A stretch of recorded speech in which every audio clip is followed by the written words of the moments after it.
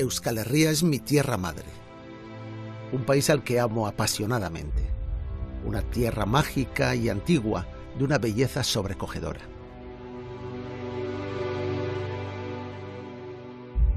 Nos gusta pensar que nuestra historia como pueblo es un misterio único e indescifrable, una historia romántica envuelta en viejas creencias, sin nombres ni fechas precisas. Pero eso no es historia. Esa es la mitología de un pueblo. He dedicado casi toda mi vida al estudio de Euskal Herria y a la investigación de su historia y su cultura.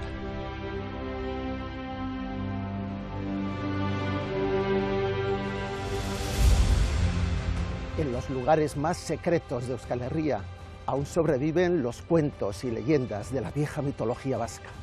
Hoy exploraremos sus orígenes y por qué caminos misteriosos han llegado hasta nosotros. A menudo hemos pensado que nuestros antepasados veían la tierra de Baskonia como un lugar poblado de seres fantásticos que nacieron aquí y sobrevivieron con el paso del tiempo. Mari, los gentiles, las lamias, son personajes de unos mitos extendidos y aceptados por nuestra cultura que se han mantenido intactos hasta hace solo 2 generaciones. ¿Qué es la mitología vasca? ¿Una colección de cuentos populares o una auténtica religión perdida de los vascos? ¿Cuándo nacieron nuestros mitos? ¿De verdad creían nuestros antepasados en todos ellos? Para responder a estas preguntas quiero invitarles a un viaje por las montañas y cavernas de Euskal Herria. Un viaje para descubrir la historia de nuestros mitos y leyendas. Quiero contarles una historia de Baskonia.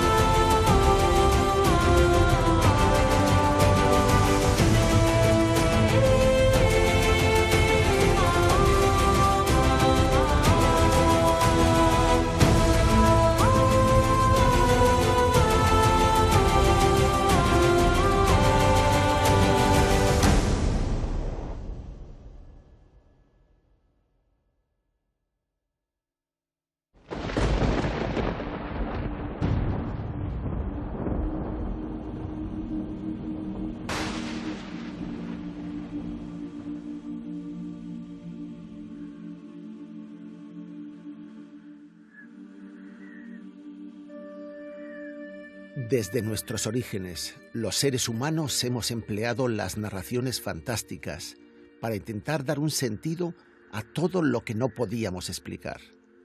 Esto es lo que conocemos como mitología. Cuestiones como el origen de la vida, el espacio, los cambios en el clima, los ciclos de la naturaleza.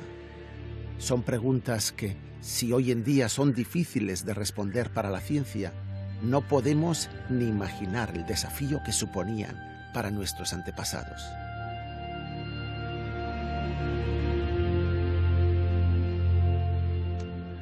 El pensamiento mítico se expresa mediante relatos que dan formas sobrehumanas o animales a las fuerzas de la naturaleza. Nuestros antepasados utilizaban estos relatos para intentar explicar aquello que les resultaba incomprensible.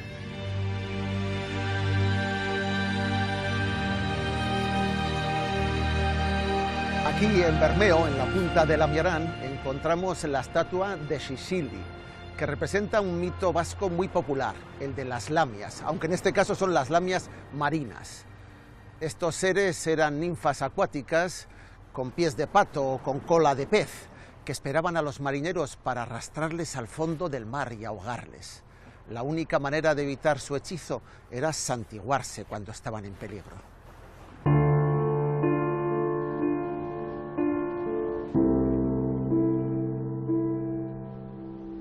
¿Por qué surgían estas historias? La respuesta es muy sencilla. Algunos pescadores que salían a faenar no regresaban nunca a casa. Era muy difícil saber qué les había pasado y había que encontrar una forma de explicar a los niños por qué sus padres no volverían nunca. Frecuentemente, las apariciones de criaturas fantásticas como estas eran una respuesta religiosa con el fin de ahuyentarlas o esquivar sus ataques, algo que se repite en varios relatos de nuestra mitología. No solo el mar alimentaba las leyendas fantásticas de los vascos. Estos parajes, que parecen sacados de un cuento, han sido considerados en muchas culturas como lugares sagrados y extraños. Cuando no existía el agua corriente en las casas, era necesario ir a buscarla a pozos y fuentes recónditas. La gente temía que estos lugares estuviesen habitados por seres sobrenaturales y prodigiosos, con los que había que evitar encontrarse.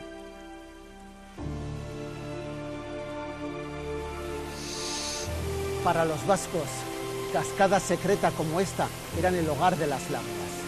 Aquí peinaban durante horas su larga cabellera con peines de oro al borde de los torrentes. Algunos pastores confundían los brillantes hilos del agua con el pelo mojado de estas criaturas maravillosas.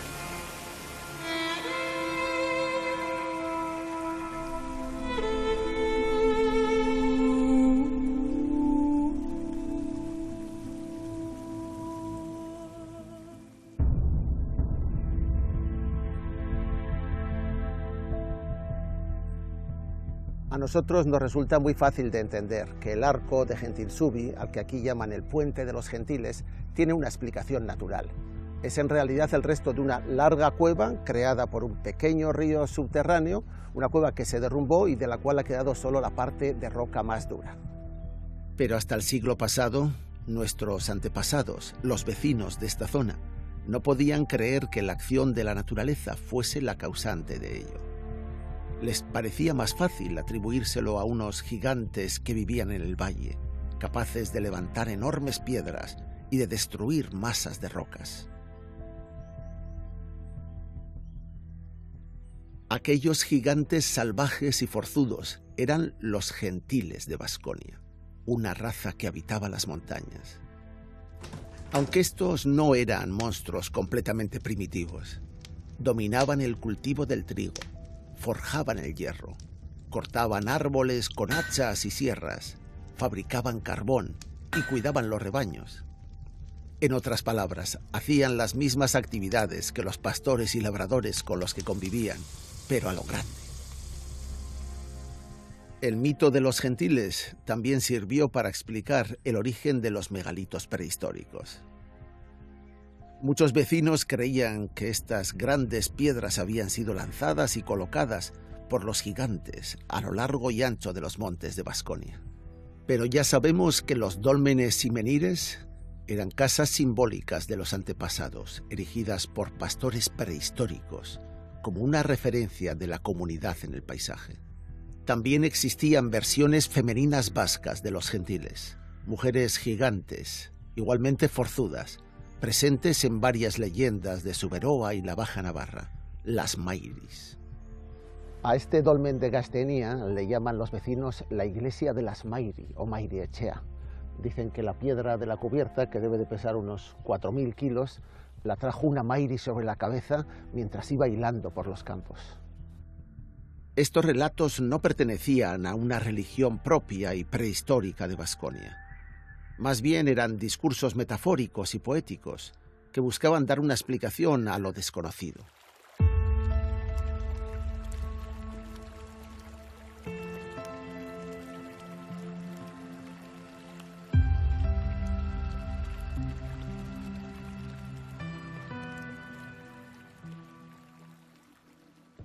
Una de nuestras leyendas más interesantes cuenta que los gentiles se suicidaron en masa al enterarse de que había nacido Jesucristo, a quien llamaban Kismi, el mono.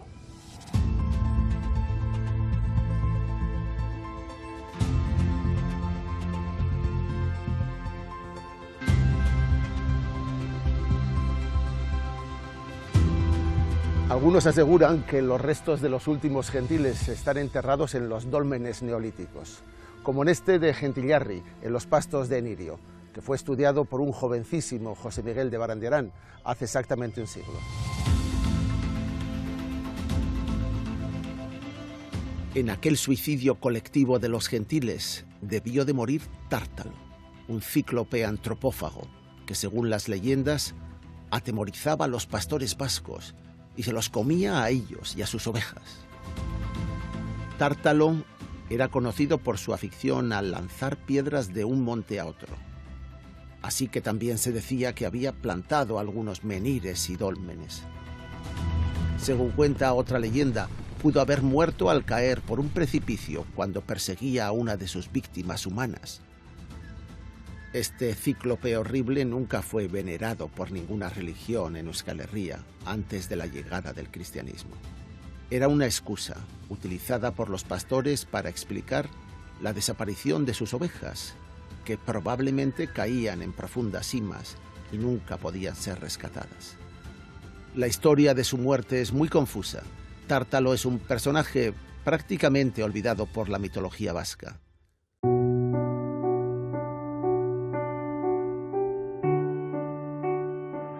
Para algunos pueblos de Bortziri, como Lesaca, el único superviviente de la hecatombe de los gentiles fue un gran leñador de los montes del Bidasoa, Olentzaro, un carbonero gigantón de costumbres salvajes, capaz de beber 160 litros de vino en una noche. No sabemos si estaba festejando el viejo rito del solsticio de invierno o celebraba el nacimiento de Jesús, como se dice en la famosa canción popular. Jesús jaio zara, lasterka etorri omen zen. Arte ematera, arte ematera.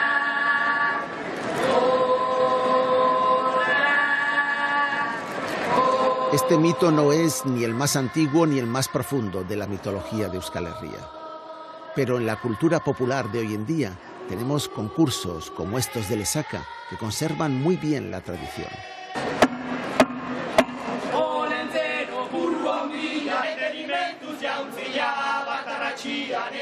Pero para poder sobrevivir, Olentzero tuvo que adaptarse y se transformó hasta el punto de que hoy es retratado como un abuelo bondadoso que trae regalos a los niños.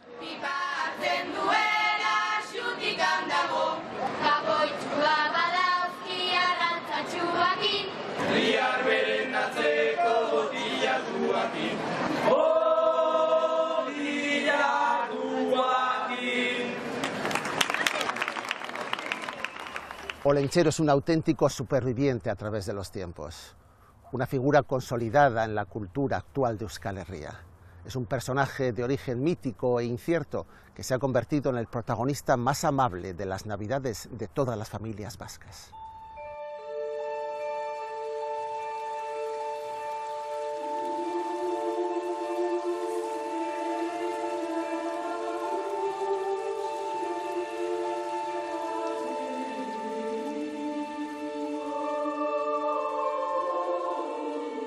A menudo, en la mitología vasca, se mezclan personajes sobrenaturales con otras figuras de carne y hueso, figuras históricas como Roldán, Axular y sobre todo las brujas. Sabemos que las brujas no existieron nunca, pero miles de hombres y mujeres, vecinos de Baskonia, fueron investigados injustamente en procesos de brujería entre los siglos XV y XVII. El mito de las brujas vascas surgió a partir de esta violenta persecución histórica y reciente, muy lejos de los tiempos míticos primitivos, y fue alimentado y exagerado por las acusaciones que se extendieron por las aldeas vascas durante unos siglos religiosamente turbulentos en Europa.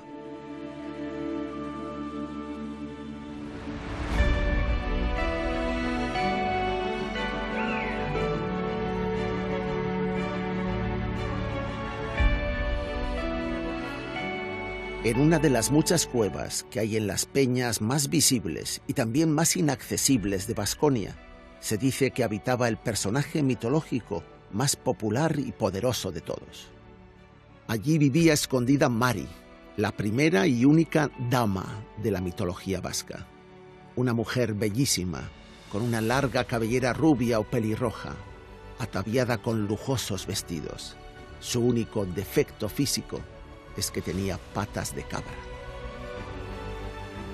Su poder, su belleza y elegancia hacían que los vascos la trataran siempre con respeto y se dirigiesen a ella como la señoría o la dama, aunque en ocasiones también se la conoció como la bruja. Estaba dotada de poderes que le permitían crear y destruir, dominar las fuerzas de la naturaleza y controlar a los animales a su antojo. En muchos montes de Euskal Herria se ha situado su morada, una de las muchas entre las que viajaba frecuentemente, de cueva en cueva. Las leyendas dicen que atravesaba los cielos en forma de bola de fuego o montada en un carro en llamas. Solía esconderse en Chindoki, Aizkorri, Murumendi, pero su hogar, el que mejor le ha caracterizado en la historia, se encuentra aquí, en la imponente cara este del monte Amboto, en Vizcaya.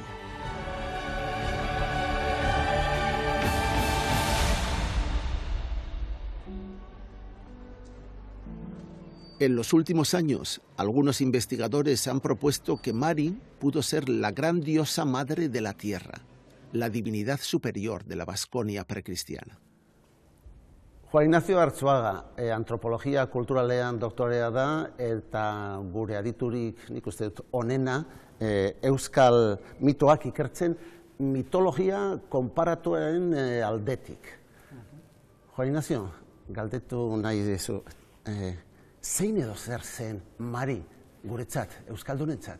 Mari nekazari guztien jainkosa izan denez, ez da euskaldunen berezitasun bat. Ez da Euskal Herrian bakarrik dagoen gauza bat. Ez zuten euskaldunek asmatu.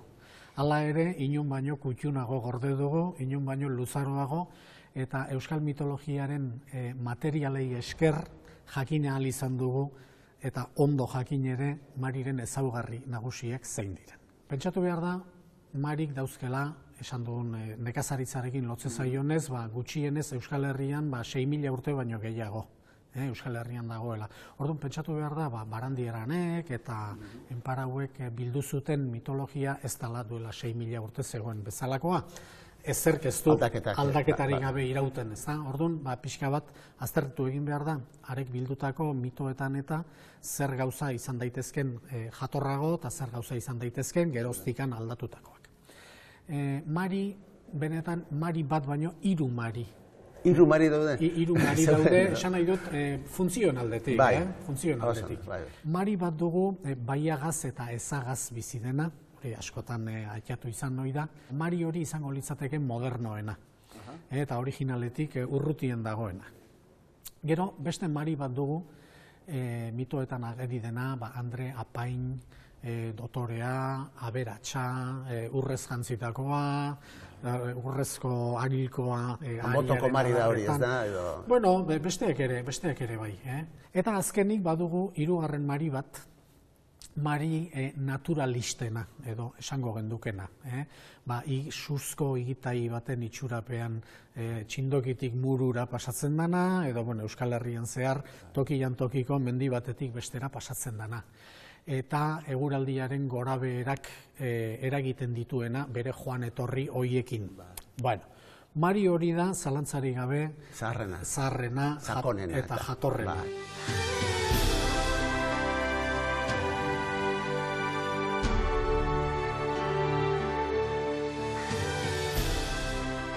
Jainko bat definitzeko, edo jainkozko, edo bi ezaugarri behar ditu. Bata, gizakia baino indartsuago izatea. Mari, gizakia baino indartsuago da. Eguraldiaren gorabehera guztiak berak agintzen ditu. Baina gero beste gauza bat behar da jainkoa izateko. Eta da, gizakientzako proiektu bat izatea. Eta hori da Marik ez duena. Eman dezagun, duela 6.000 urte, hortxe, kanpoan dagoen jendea ikusten duela ekaitz ikaragarria, tximistak eta trumoiak, ez da? Horren aurrean, jainko batek bidaltzen baditu, eta jainko batek jainko ahal guztidun eta niretzako niri bide bat markatu nahi diten jainkoak bidaltzen baldin badu, halako indar izugarrian aurrean, auzpez jarri, eta nire pekatua zein ote dan, pentsatzen hastea besterik, ez daukat beste biderik. Aldiz, indar izugarri horren atzean, noranahiko eta asmorik gabeko fenomeno bat ikusten badut, orduan ez daukate auzpez jarrita ez dute zer egiten. Orduan, zilegi zait, ontologikoki zilegi zait, hori nondik nora doan eta obserbatzen hastea, eta hori kontrolatzeko edo nolabait ezagutzeko behinipin aleginetan hastea. Eta hori da Mariren erlijioa. Mariren erlijioan ez dago apaizik, ez dago egia revelaturik, baina badago herriaren obserbazioa. Juan Ignacio, bukatzeko, noiz arte iraundu da, ala iraunduko da, Mariren sinismen aurren artean? Mariren sinismena izan duten guztiak oraindik ez dira hil. Nik lagun bat badut, esaten duena, gainea arkeologoa, eta euskal mitologiaz eta arduratzen dana, eta ezagutzen duena, eta esaten du, bere amak kontatu izan diola, nola ikusi zuen Mari suzto egitei moduan, mendi batetik bestera pasatzen da, esaten du, nire ama da. Eta oso pertsona normala da, baina hori kontatzen du, eta nik jatzen naiz, pertsona hori oraindik bizirik dago.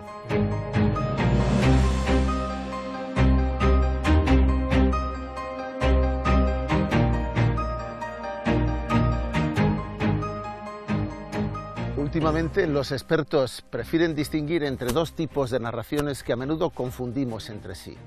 Por un lado estaría la mitología, en sentido estricto, que es la expresión de las creencias religiosas de una cultura.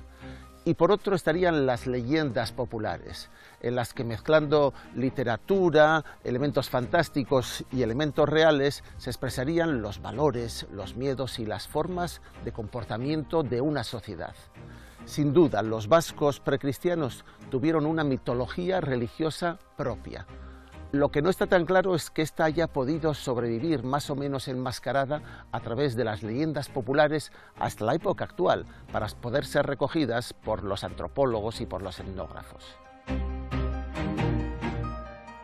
Respecto a las leyendas vascas, probablemente tengan mucho de cuento popular, con brujas, hadas y gigantes, y solo un leve rastro mítico, las huellas borrosas de una religión precristiana extinguida. En las leyendas vascas habitan personajes con nombres y rasgos conocidos ya desde la cultura clásica. Y tampoco pasa desapercibido el componente cristiano de muchas de ellas. Todo esto nos da razones para cuestionar la visión de Euskal Herria como sitio cerrado e impermeable a otras culturas. Prácticamente casi todo lo que sabemos sobre la mitología vasca se recogió a través de testimonios orales recientes durante un siglo, entre 1860 y 1960. Al principio fueron autores románticos europeos quienes se interesaron por ella, como el clérigo británico Wentworth Webster. Sin embargo, quien dio forma definitiva al corpus de nuestros mitos fue el sacerdote guipuzcoano, el antropólogo José Miguel de Barandiarán.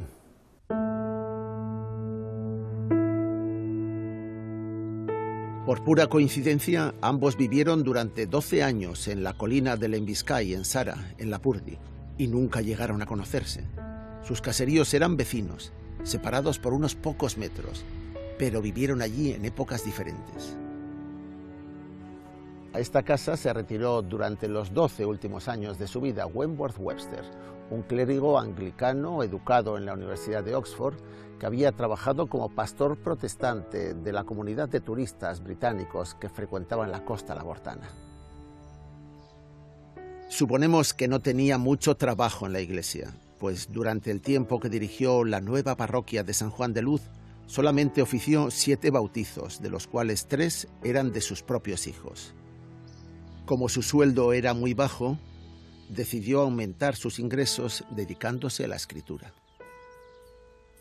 Al final de su vida había producido cientos de artículos, colaboraciones con revistas y algunos libros.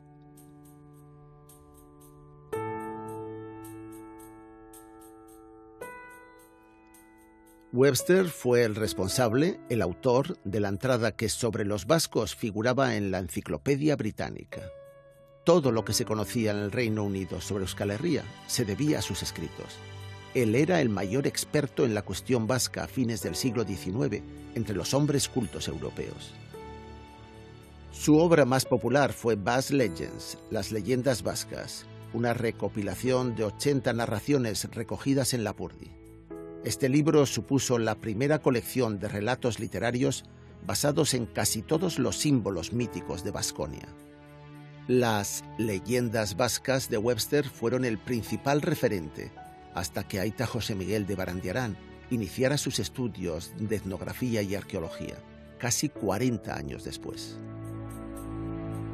En estas páginas reconocemos a personajes como el cíclope Tártalo, el dragón Erensuge, los salvajes montañeses, Basajaun y Basandere, las lamias o las brujas. Además, hace una curiosa distinción entre las leyendas que consideraba de origen exclusivamente vasco y los cuentos de hadas de tipo celta, los que derivaban del francés, y las narraciones exclusivamente religiosas. Esta fue la primera gran obra de la historia sobre los mitos vascos. En el prefacio del libro, el propio Webster define su trabajo como la nueva ciencia de la mitología comparada aplicada al pueblo más antiguo y misterioso de Europa.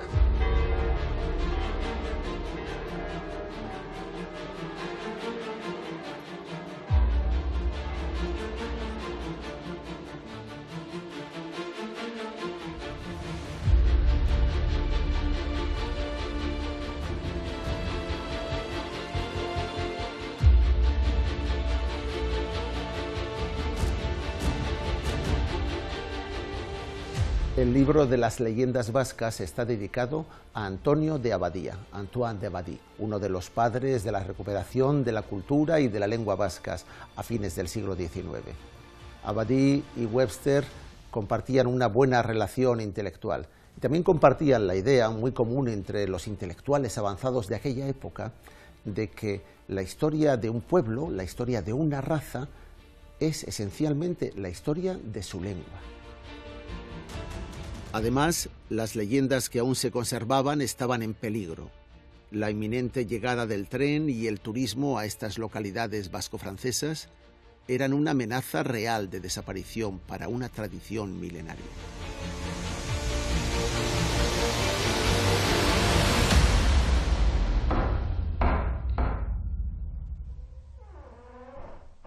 Un día de 1874, la suerte llamó a la puerta de la casa de los Webster. Contrataron a una nueva criada, Estefana Irigaray, vecina de la aldea cercana de Aeche. Esta mujer era exclusivamente euskaldún, no hablaba francés y apenas conocía mundo fuera del baserri de donde provenía. Estefana era culturalmente virgen y le gustaba contar innumerables relatos fantásticos.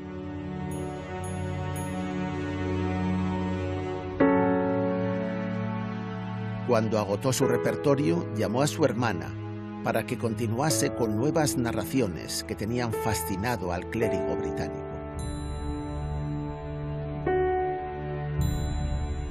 Podríamos decir que la mitología vasca, al menos en su conocimiento y difusión moderna, se originó gracias a esta familia. Estefana fue una especie de Sherazade vasca, la primera y más importante proveedora de historias para Webster. Solo 3 años después de conocerla, publicó todos sus cuentos en Las leyendas vascas.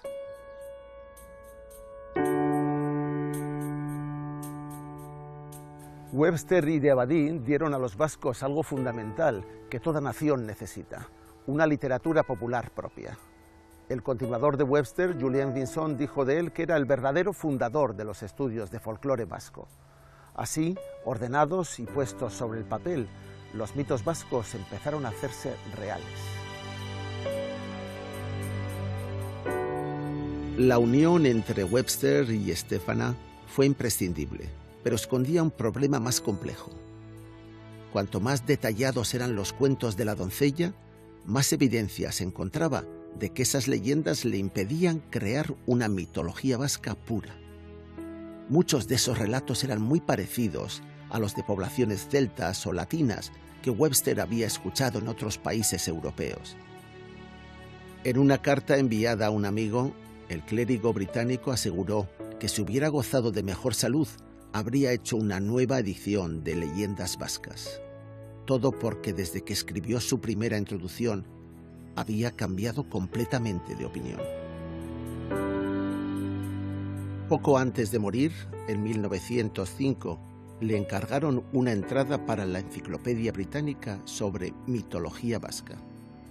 Un Webster ya anciano reconocía que los cuentos folclóricos vascos no formaban una tradición exclusiva de Vasconia, a diferencia del euskera, que sí era una lengua única y exclusiva en Europa. Opinaba que ningún mito de los que había oído a Estéfana podía ser considerado exclusivamente vasco, y que toda la literatura oral que había transcrito era demasiado moderna. Las conclusiones de Webster al final de su vida pueden parecer decepcionantes, pero en realidad son bastante correctas a nivel histórico. La verdad es que es muy difícil convertir el folclore vasco de fines del siglo XIX en un mito de origen precristiano o preindoeuropeo, y mucho menos en los restos de una religión prehistórica. Es importante recordar y reivindicar a una figura como Webster. Fue un académico extranjero enamorado de Euskal Herria.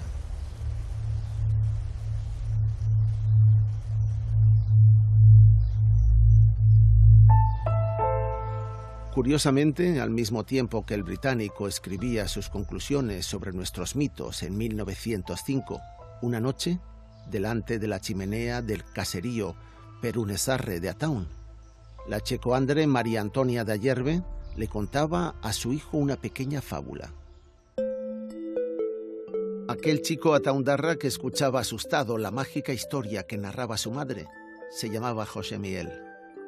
Muchos años más tarde, ese joven, convertido en un inquieto sacerdote intelectual, recorrería las peñas y valles del entorno investigando sus raíces.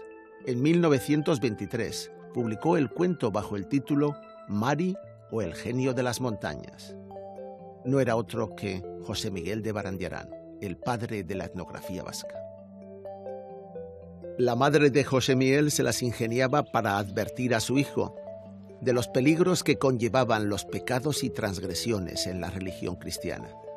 Utilizaba elementos fantásticos y referencias geográficas muy próximas, lugares reconocibles por los que José Miguel pasaba habitualmente para hacerlo todo mucho más creíble.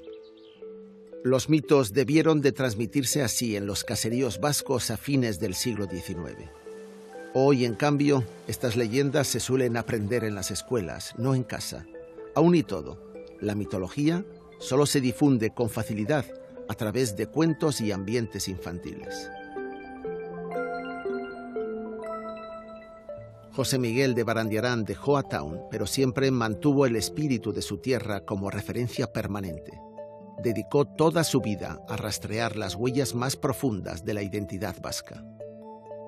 Quería unar la arqueología primitiva y la etnografía de campo moderna, tender un puente imposible que uniese 40.000 años de historia.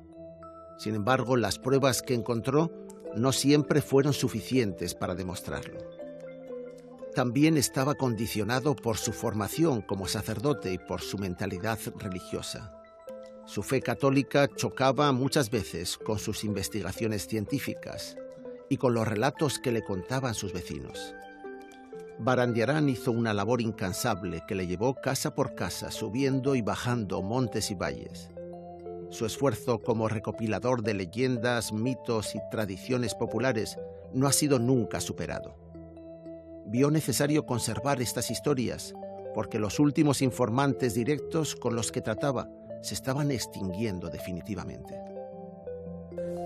El gran desafío intelectual que afrontó Aita José Miguel de Barandiarán fue intentar demostrar que en los mitos y en la cultura vasca moderna, la actual, había sobrevivido parte de una identidad étnica forjada en tiempos muy remotos, al menos tan antigua como el euskera, es decir, prehistórica.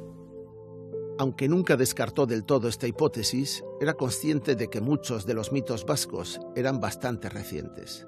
Además, no eran tan exclusivos, sino que se compartían con otros pueblos europeos, lo mismo que había descubierto Webster.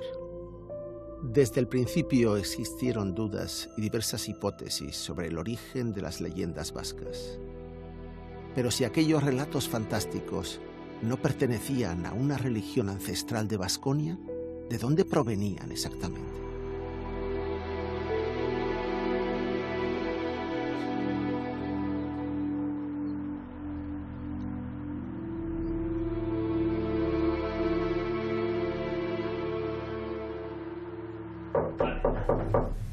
Hola, Alberto Santana, ¿qué tal andaba? Bueno, ondo va. Hementxe daude. De las ruinas del castillo de Unzeta, en Orozco, donde se encontraron estas grandes bolas de piedra, algunos vecinos con imaginación cuentan que se trataba de una bolera donde los gigantes gentiles jugaban a los bolos. Hoy sabemos que son bolaños o bolardos, es decir, munición de catapultas que se utilizaron en una fecha muy concreta, a mediados del siglo XIV, para intentar un asalto al castillo. Este es el escenario real de una batalla histórica que ha sido perfectamente documentada tras una reciente excavación arqueológica de la cima de Unzueta. En la época en que los aldeanos encontraron las bolas de piedra, se había olvidado por completo aquella batalla, y a algún vecino fantasioso se le ocurrió inventar el mito de la partida de bolos entre gigantes prehistóricos. ¿Es esto de verdad un mito vasco? No hay duda de que muchos de aquellos castillos eran fortalezas medievales, a menudo los restos del antiguo reino de Navarra. Habían estado a menudo ocupados hasta fines de la Edad Media. Así que estas leyendas sobre gentiles y gigantes son muy recientes, no pueden ser anteriores al siglo XVI, cuando estas fortalezas de montaña, que antes eran conocidas por todo el mundo, se abandonaron.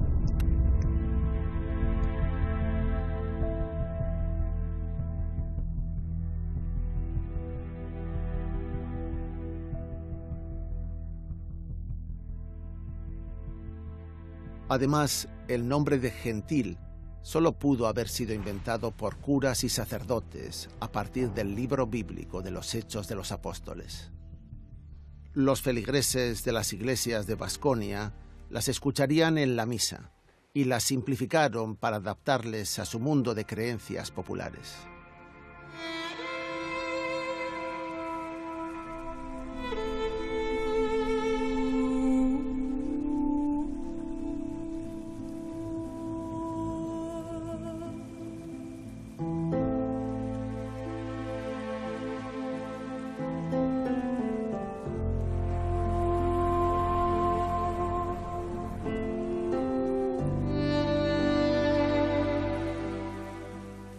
El nombre de nuestros mitos no es casual.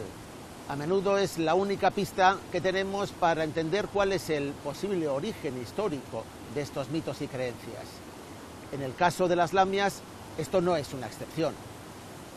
Sabemos que son seres bellísimos, de largas cabelleras y que tienen pies o extremidades de animales. Viven en lugares como este. Y sin duda estarán relacionados con las sirenas griegas, con las ninfas acuáticas romanas y es posible incluso que con las arpías voladoras y aladas de la Edad Media.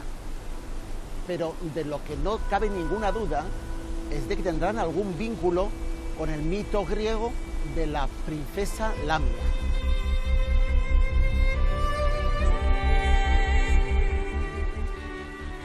Esta era una princesa libia, celosa amante de Zeus, que fue condenada a vivir con la mitad inferior de su cuerpo en forma de serpiente. El relato de Lamia tuvo que llegar muy tarde a Euskal Herria. Solo podría conocerse bien a través de los sacerdotes vascos del periodo renacentista que lo estudiaron en universidades como Salamanca, a partir del siglo XV o el siglo XVI. Estos religiosos las leyeron y a su vuelta a casa las contaron a sus familias y vecinos, quienes las convirtieron en cuentos de miedo para educar a los niños. Y podríamos situar la difusión de Lamia aún más tarde, porque algún erudito, algún clérigo, Webster lo hizo con seguridad, pudo haber leído el poema titulado Lamia, escrito por el poeta romántico John Keats y publicado en 1820.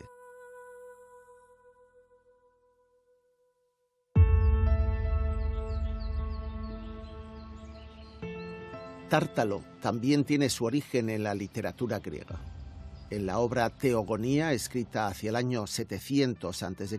por el poeta Hesíodo, aparece un lugar llamado el Tártaro, en las profundidades del inframundo. Allí fueron aprisionados los gigantescos titanes, y junto a ellos estaban también los cíclopes.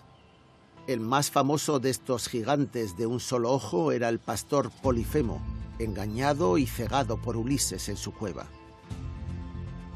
Este episodio, contado por el poeta Homero en la Odisea, era estudiado y memorizado por todos los hombres cultos de Europa que podían leer latín o griego.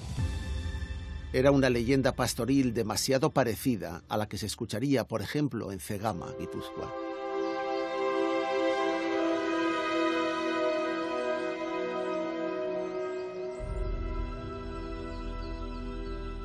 Pero no todos los personajes de las leyendas populares vascas tienen un origen literario. Algunos, como Basajaun, podrían remontarse a creencias y formas de culto provincial romano. El nombre de Basajaun parece una traducción literal del genio Silvanus, el señor de los bosques, de los árboles y de los campos. Para los romanos era un dios menor, aunque era muy popular entre las clases bajas. Los pastores y granjeros construyeron monumentos en honor de Silvanus, cuyos restos podemos encontrar por todo el imperio, como este de la colonia Ulpia Traiana, en Alemania, donde servían las cohortes vasconas.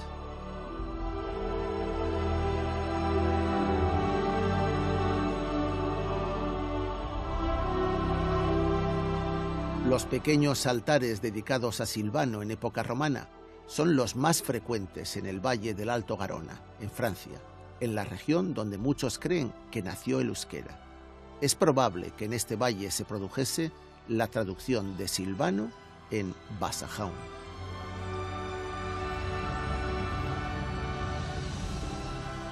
Estos personajes fueron protagonistas de algunos de los mitos más importantes de Vasconia, pero probablemente eran solo adaptaciones de relatos antiguos de otras culturas.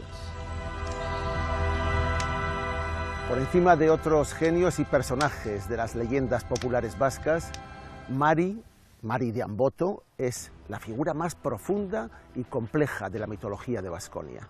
Su origen es todavía incierto, pero sabemos que es antiquísimo. En las últimas décadas, algunas teorías posteriores a las de Barandiarán están asociando al personaje de Mari con una gran diosa Amalur, la Madre Tierra, el símbolo del matriarcalismo vasco. Estas ideas se pusieron de moda en los años 60 y 70 del siglo XX, gracias a la arqueóloga lituana Marija Gimbutas. Sus libros fueron muy polémicos porque defendían que en la antigua civilización de la vieja Europa se rendía culto a esa diosa madre de la tierra. Sin embargo, sus colegas expertos de la propia Universidad de Harvard han criticado duramente su obra. Hoy resulta complicado encontrar algún arqueólogo o historiador que acepte las teorías de Gimbutas. Estas han sido descartadas porque no existen evidencias arqueológicas razonables que las justifiquen.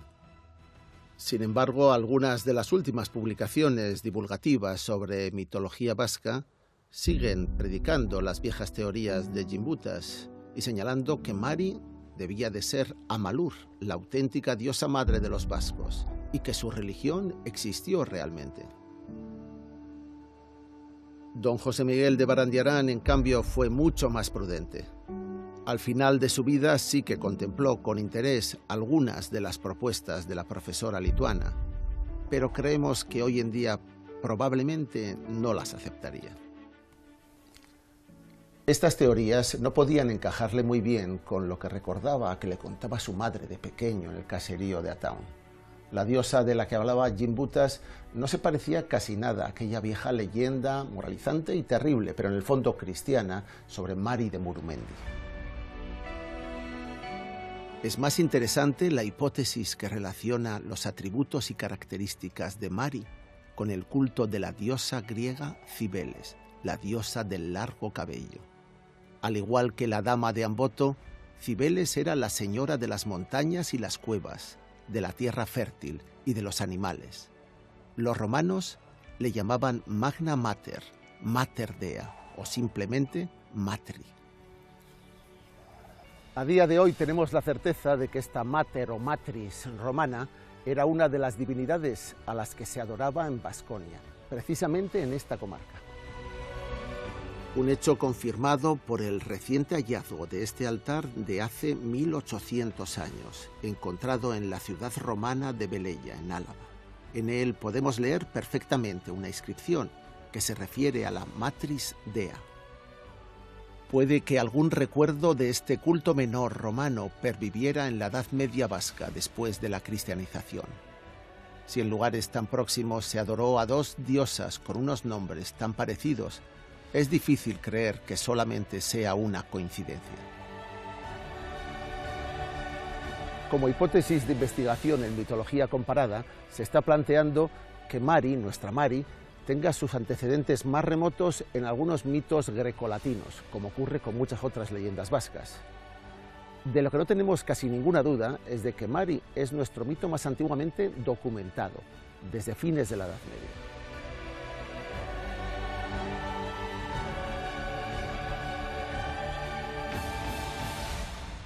El doctor José Ramón Prieto dedicó su tesis doctoral y todavía sigue investigando sobre el tema a las leyendas fundacionales de los señores de Vizcaya. ¿Cómo está relacionado con nuestra dama Mari? ¿Ese vínculo no es exclusivamente nuestro? ¿Esa historia es vasca? ¿Es una historia de Vizcaya? ¿Es una historia de Baskonia? ¿O es más universal? No es ni de Baskonia, ni de Vizcaya, ni de ningún territorio determinado. Como sucede con las tradiciones orales, es una historia compartida o que está documentada en distintos lugares, en muchos lugares de Europa. ¿Cómo llega aquí? ¿Quién se la inventa? ¿Dónde crees que surge? Si podemos saberlo. ¿Dónde crees que surge? ¿Y por qué vías puede llegar hasta aquí? La tradición está documentada en documentos escritos, lógicamente, desde finales del siglo XII. Muy temprano. Lo cual no quiere significar, evidentemente, antes del siglo XII también estuvo presente en la tradición oral, pero no contamos con testimonios, con documentos que lo atestiguen. En el siglo XII se convierte en una tradición literaria, es un texto que la narra, hay un autor que la escribe al menos. Pasa la tradición, vamos a decir, culta, por dos vías principalmente, por la vía genealógica, a través de historias de familias, ¿te refieres? Historias de familias, nobiliarios, genealogías, esas historias que se inventaban los nobles en esa época para justificar su poder, dar una imagen de linajes pues casi sobrenaturales o semidivinos y ocultar las verdaderas causas de su poder. Así es. Claro.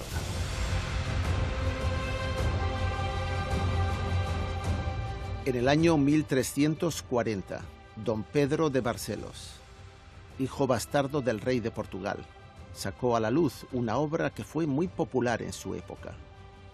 Es el Libro de los Linajes, un repaso fantástico de la genealogía y los orígenes de las grandes familias de la península ibérica.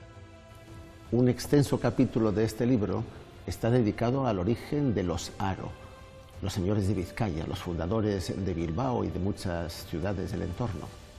Los Haro eran una de las familias más poderosas del reino de Castilla y, como todos los linajes antiguos y poderosos, pretendían atribuirse un origen legendario, mítico, casi sobrenatural. Esta es la leyenda que cuenta Barcelos sobre su nacimiento.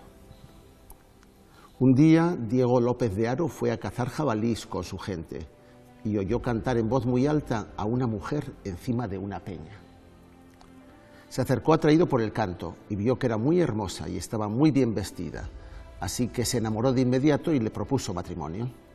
La mujer aceptó con la condición de que don Diego no se santiguase nunca en su presencia. La dama era muy hermosa y estaba muy bien hecha en todo su cuerpo, excepto que tenía los pies partidos como las cabras. La dama de Vizcaya trajo poder y riqueza a la casa de los Haro. También engendró dos hijos, una niña y un niño. Pero un día, accidentalmente, don Diego cometió sin darse cuenta un tremendo error. Se santiguó delante de su esposa al presenciar una sangrienta pelea entre sus perros. La dama salió entonces volando inmediatamente por la ventana, llevándose a la hija, en dirección a su casa en las montañas, en dirección al Amboto.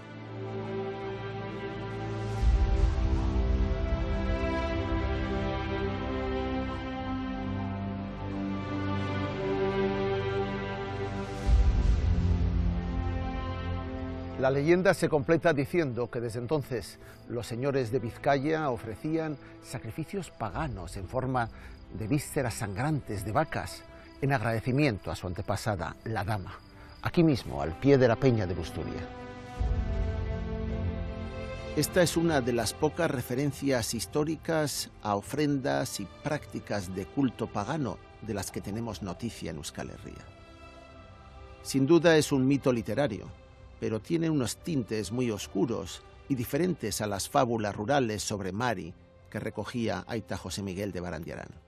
Estoy pensando, ¿cómo llega a la cocina del caserío de Ataun, en la que a Aita José Miguel de Barandiarán, cuando tiene solo 13 o 14 años, se la cuenta su madre, que es una persona que no lee literatura medieval francesa ni literatura portuguesa? ¿Cómo llega? Es que es muy posible que esa tradición y otras ya estaban en las cocinas de los caseríos, sí, cuando los señores de Vizcaya y otros señores de la nobleza europea se aprovecharon de ellas. Ya estaban, ellos tomaron esas leyendas, esos mitos de la tradición oral. ¿Sigue viva, Mari? Que yo sepa, al menos las últimas versiones que se han recogido fueron las que recogió Barandiarán en Guipúzcoa y Navarra. Hasta hace relativamente poco tiempo, no sé si concretamente esta leyenda, pero la creencia en Mari o en las lamias y tal tampoco no estaba tan, existía, vamos. ¿Cuántas generaciones nos separan de ese mundo, esas personas que lo creían, no que la conocían, sino que creían en ella? Pues yo creo que a mí, por lo menos, creo que dos. Que dos solo. Yo creo que también. 2 o 3. Sí. Yo creo que también. Más no.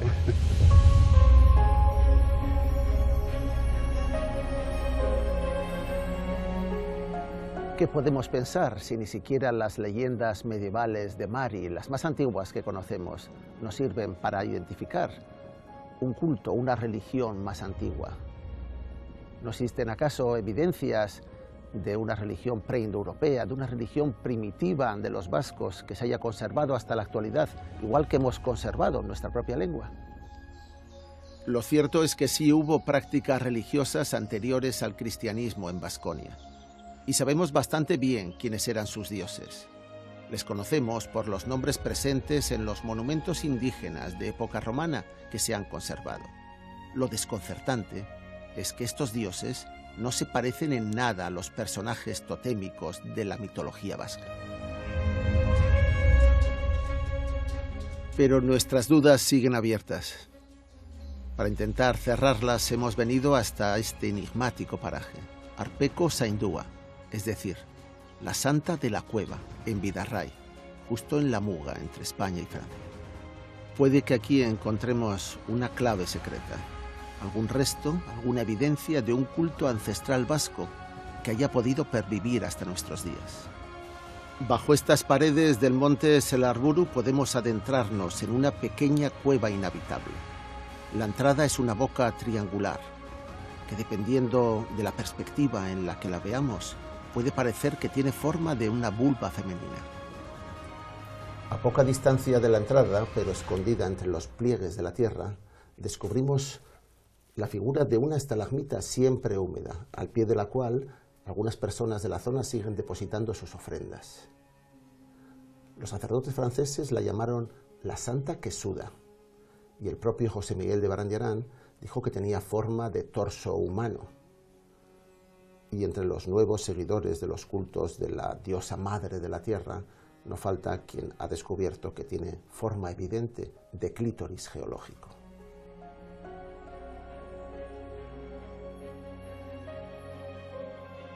La Iglesia Católica ha intentado en varias ocasiones cristianizar o conjurar las prácticas paganas que se celebran en esta cueva de la montaña. Pero todavía hoy en día hay bastante gente del entorno que sigue subiendo y introduciendo en las grietas pequeñas notas, competiciones, monedas y hasta objetos personales. Incluso hay quien intenta, erróneamente, frotar su cuerpo contra la estalagmita del fondo. No se trata de una religión organizada, ni siquiera de un gran ritual consolidado, pero esta es una creencia persistente que no sabemos desde cuándo data. La gente del pueblo hace sus ritos en solitario. No molestan a nadie y tampoco ponen en cuestión la fe de la Iglesia. Normalmente son prácticas populares vinculadas a la salud, competiciones dirigidas a un poder sin identificar. No hay nada censurable ni perseguible en ellas. Por eso sobrevivieron.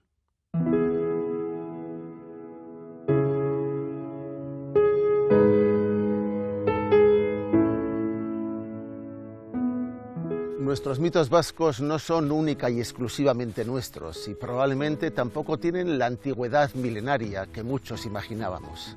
Son la huella borrosa de una civilización, de una cultura rica y profunda que durante milenios mantuvo una intensa relación con la tierra y con la naturaleza. No son los restos de una religión desaparecida, son un bonito cuento, una narración hermosa que llena de belleza y sentido poético todos los rincones de Euskal Herria.